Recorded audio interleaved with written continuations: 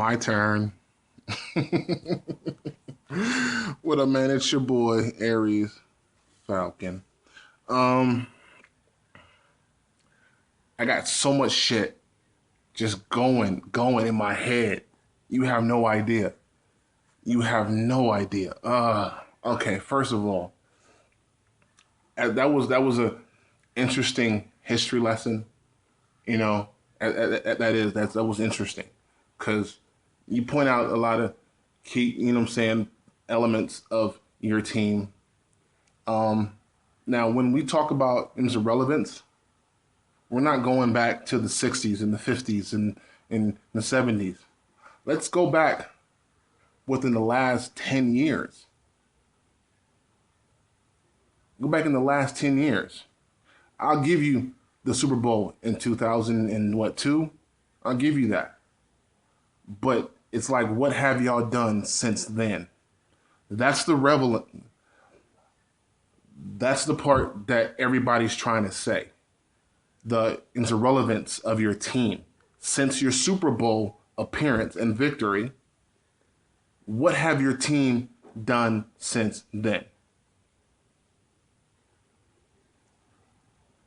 So go ahead and Google and do all your little history checks, okay?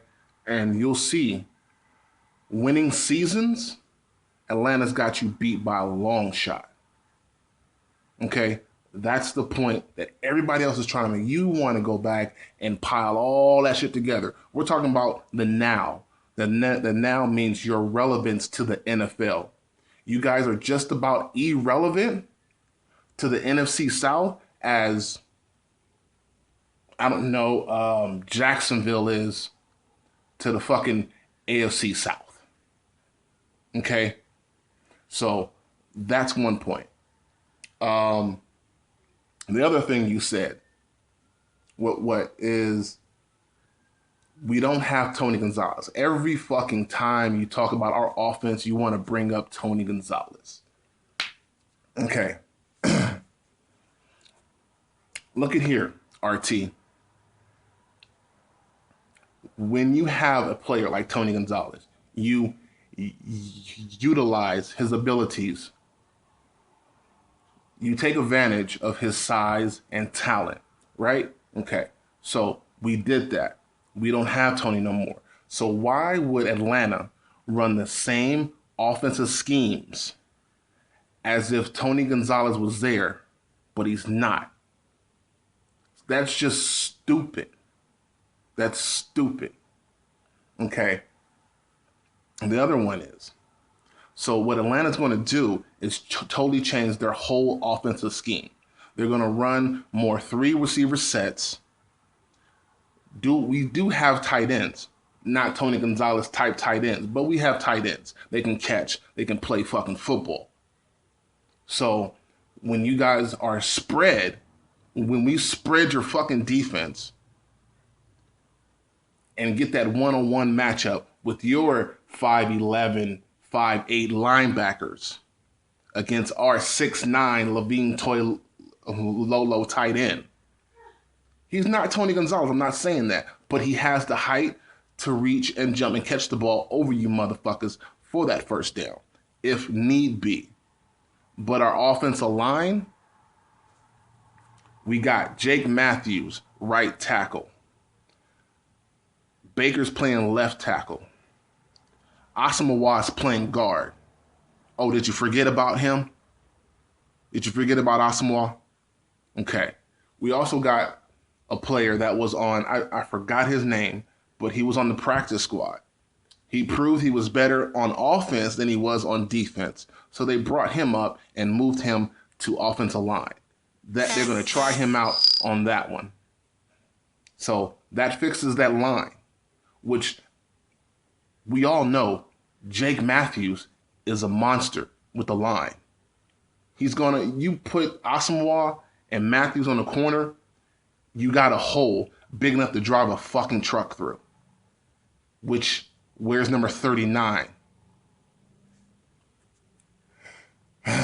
Your offense, they're tall. You also have two rookies. You got two rookies who's not going to quite get it. They're not going to be up to the speed of an NFL offense. So you're going to have flaws there. You're going to have flaws, without a doubt. Same, we had flaws with our DBs, with Alfred and Trufant. It was a learning curve there. Now, given Trufant was named top, I think 20 corners in the league. I'm not sure. Don't quote me on that, but you can look that up too. So, now, on to the next situation you were talking about. We have a new offensive line coach and a defensive line coach. So that changes, because after that 4-12 horrible season, both of the motherfuckers got the boot. Both the offensive line coach and the defensive line coach got the boot. So they brought in Mike Tice for the offense. You know Mike Tice, right?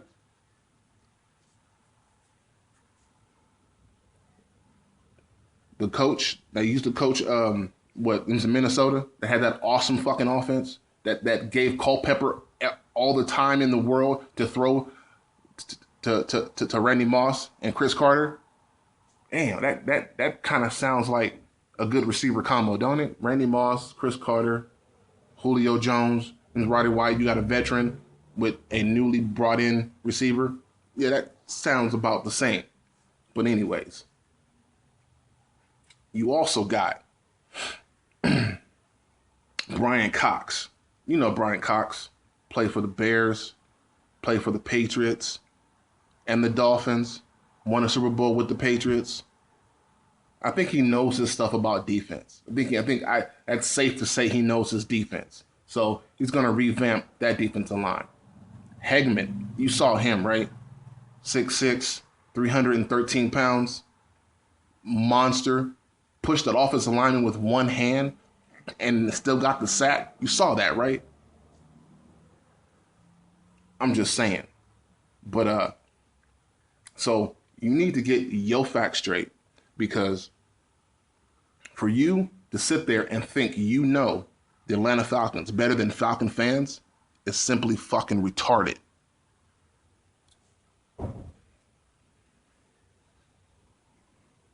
I mean, I don't know what else to say with you, man. I don't. Hold on. Get out of here. Now.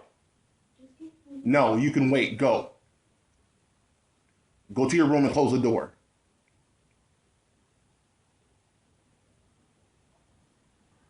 Anyways.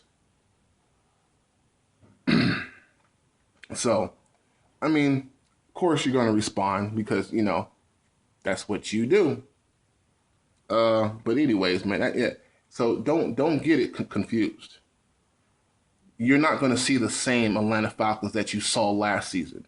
And another thing, I find amusing is when you brought up our 13-3 season, you ran off the teams and their finishing record for the end of the season.